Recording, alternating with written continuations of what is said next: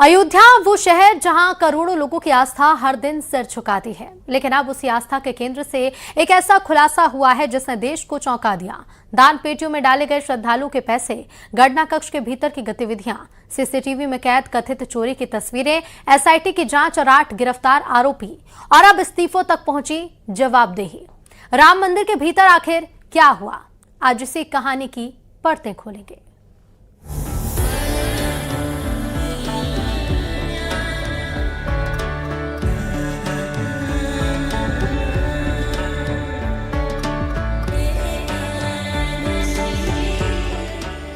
राम मंदिर में श्रद्धालु जब दान पेटी में पैसा डालता है तो वो सिर्फ मुद्रा नहीं डालता, वो विश्वास डालता है, वो आस्था डालता है, वो भगवान के चरणों में अपनी श्रद्धा को समर्पित करता है।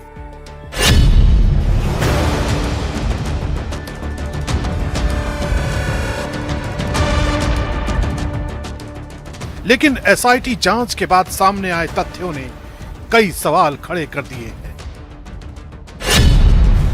जांच रिपोर्ट के मुताबिक सीसीटीवी फुटेज को खंगाला गया। 27 अप्रैल 2026 से 5 जून 2026 तक के रिकॉर्ड की पड़ताल की गई। इसी दौरान कथित तौर पर 70 ऐसी घटनाएं दर्ज हुई जिन्हें जांच एजेंसी ने चोरी या गबन से जुड़ी गतिविधियों के रूप में पॉइंट आउट किया। यहीं से शुरू हुई उस कहानी की पड़ताल जिसने पूरे मंदिर प्रशासन को सवालों के घेरे में ला दिया, क्योंकि मामला केवल पैसे की चोरी का नहीं था, मामला उस भरोसे का था जिस पर करोड़ों राम भक्त अपनी आस्था टिकाए हुए हैं। एसआईटी रिपोर्ट के मुताबिक जांच केवल कुछ दिनों की गतिविधियों तक सीमित नहीं रही। दावा है कि जांच टीम को ऐसे संकेत मिले हैं कि ये नेटवर्क लंबे समय से सक्रिय हो सकता है। रिपोर्ट में दावा किया गया है कि चोरी का यह सिलसिला 2 से 3 वर्षों से जारी था।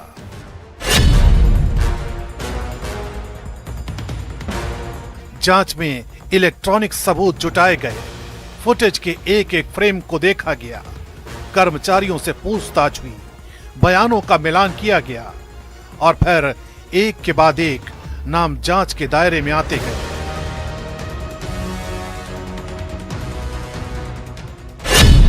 आखिरकार 8 लोगों को आरोपी बनाया गया। इनमें ड्राइवर से लेकर दान गणना प्रक्रिया से जुड़े लोग शामिल हैं। एफआईआर में जिन 8 लोगों के नाम हैं, उनमें टिन्नू यादव, अनुकल्प मिश्रा, सुभाष श्रीवास्तव, मनीष यादव, लवकुश मिश्रा, अविनाश शुक्ला, करुणेश पांडे और रमा शंकर मिश्रा शामिल हैं। जांच एजेंसियों का मानना है कि कथित तौर पर यह कोई अकेली घटना नहीं, बल्कि एक ऑर्गेनाइज्ड सिस्टम का हिस्सा था। यही वजह है कि इस मामले को सामान्य चोरी से कहीं ज्यादा गंभीर माना जा रहा है। अयोध्या के बारे में जो कथित समाचार मिल रहे थे, हमने कहा था एसआईटी गठित की गई है। एसआईटी की रिपोर्ट आने के साथ ही हमारी कार्रवाई भी प्रारंभ हो जाएगी। और आपने देखा होगा एसआईटी की रिपोर्ट आई, तुरंत कार्रवाई प्रारंभ हो गई। और मैं आश्वस्त करता हूं, जो मैंने कहा था, दूध का दूध और पानी का पानी हम करके रहेंगे। जन आस्था के साथ खिलवाड़ स्वीकार्य नहीं। सनातन आस्था के साथ जो भी खिलवाड़ करेगा उसका भुक्तभोगी होगा। किसी को छूट नहीं दी जा सकती। एसआईटी रिपोर्ट में टिन्नू यादव और सुभाष श्रीवास्तव की भूमिका को विशेष रूप से अहम बताया गया है। सूत्रों के मुताबिक पूछताछ में कथित तौर पर कई अहम जानकारियां सामने आई हैं। रिपोर्ट में यह भी दर्ज है कि टिन्नू यादव के पास हुंडियों की चाबियां थी। सवाल यह है कि इतनी संवेदनशील व्यवस्था में पहुंच और कंट्रोल किन प्रक्रियाओं के तहत तय किया गया था, और अगर व्यवस्था मौजूद थी तो फिर कथित तौर पर इतनी बड़ी चूक कैसे हुई? यही सवाल अब जांच का सबसे अहम हिस्सा बन चुका है। सब आरोपों की जांच होगी। जिस किसी के भी खिलाफ लगाए अगर वो अयोध्या मंदिर की संपत्ति के चुराने के बारे में है तो जांच होगी। इसलिए छोटी बड़ी मछली की बात नहीं है, सब मछलियां एक ही तालाब में हैं। जैसे जैसे जांच आगे बढ़ रही है वैसे वैसे इसका असर प्रशासनिक स्तर पर भी दिखाई देने लगा। राम मंदिर ट्रस्ट के महासचिव चंपत राय ने अपना इस्तीफा सौंप दिया। उनके साथ ट्रस्टी डॉक्टर अनिल मिश्रा ने भी पद छोड़ दिया। देखिए, बहुत दुर्भाग्यपूर्ण है। आस्थाओं पे जो चोट होती है वो भारी आघात देती है, लेकिन सबसे बड़ी बात यह है कि दोषी पकड़े जा रहे हैं, उनको दंड भी मिलेगा। बात कुछ कहते बनती नहीं है, क्योंकि भगवान श्री मर्यादा पुरुषोत्तम प्रभु श्री राम, जिनकी चरण की शरण जो है हमारे अंतःकरण के विकारों को, हमारे चित्त के मल को दूर करती है। लेकिन कुछ लोग ऐसे होते हैं जो चंदन के वृक्ष में जैसे सर्प लिपटे रहते हैं ना, इस तरह उनकी प्रवृत्ति होती है। चंदन तो चंदन है, पर सर्प अपना विष नहीं त्याग पाते।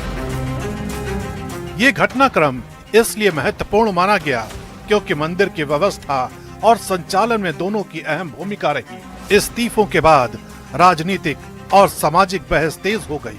हालांकि अब तक एफआईआर में दोनों का नाम शामिल नहीं है, लेकिन एसआईटी रिपोर्ट में उनकी भूमिका और जिम्मेदारियों को लेकर सवाल जरूर उठाए गए हैं। ये भी एक वजह है कि समाजवादी पार्टी के अध्यक्ष अखिलेश यादव इस मुद्दे पर लगातार सरकार पर तंज कस रहे हैं। वो क्या करेंगे? दूध का दूध और पानी का पानी। लालच ने मार दिया है जिनकी आंख का पानी। गणित की पढ़ाई करने का क्या फायदा जब गिनती में ही हेराफेरी हो गई, सोने चांदी में घटतोली हो गई, जेवरातों की चोरी हो गई। उनके चिराग तले अंधेरा नहीं, भ्रष्टाचार का घोर अंधकार भरा पाताल निकला। लोग उनकी बात पर एतवार करके पछताए हैं, जिन्होंने खुद के ही गुनाहों के मुकदमे हटाए हैं। वैसे पता नहीं लोग ये क्यों पूछ रहे हैं, अयोध्या से गोरखपुर कितनी दूर है? इस पूरे मामले का सबसे बड़ा संदेश शायद अदालत से आया। पुलिस ने गिरफ्तार किए गए सभी आरोपियों को कोर्ट में पेश किया। सुनवाई के बाद अदालत ने सभी को न्यायिक हिरासत में जेल भेजने का आदेश दिया। दूसरी तरफ मुख्यमंत्री योगी आदित्यनाथ ने साफ कहा कि दूध का दूध और पानी का पानी होकर रहेगा। उन्होंने साफ कहा कि जन आस्था और सनातन के साथ खिलवाड़ करने वालों को छोड़ा नहीं जाएगा। बहनों और भाइयों, ये स्वीकार्य नहीं। सरकार की जो मंशा है, सरकार ने पहले दिन कहा कि दूध का दूध और पानी का पानी सबके सामने आएगा। लेकिन मैं फिर से अपील करूंगा, राम भक्तों की अग्नि परीक्षा मत लो। राम भक्तों के साथ, उनकी आस्था के साथ खिलवाड़ करना बंद करो। अगर तथ्य नहीं है, पुष्ट प्रमाण नहीं है तो आरोप प्रत्यारोप बंद करो, और प्रमाण है तो एसआईटी को सबूत सहित प्रमाण प्रस्तुत करो। अब निगाहें जांच की अगली रिपोर्ट पर हैं। क्या ये मामला केवल 8 आरोपियों तक सीमित रहेगा? क्या और नाम सामने आएंगे? क्या जिम्मेदारी का दायरा ऊपर तक जाएगा? इन सवालों के जवाब अभी बाकी हैं, लेकिन इतना तय है कि राम मंदिर चढ़ावा चोरी मामला अब केवल एक आपराधिक जांच नहीं रहा, ये भरोसे की परीक्षा बन चुका है।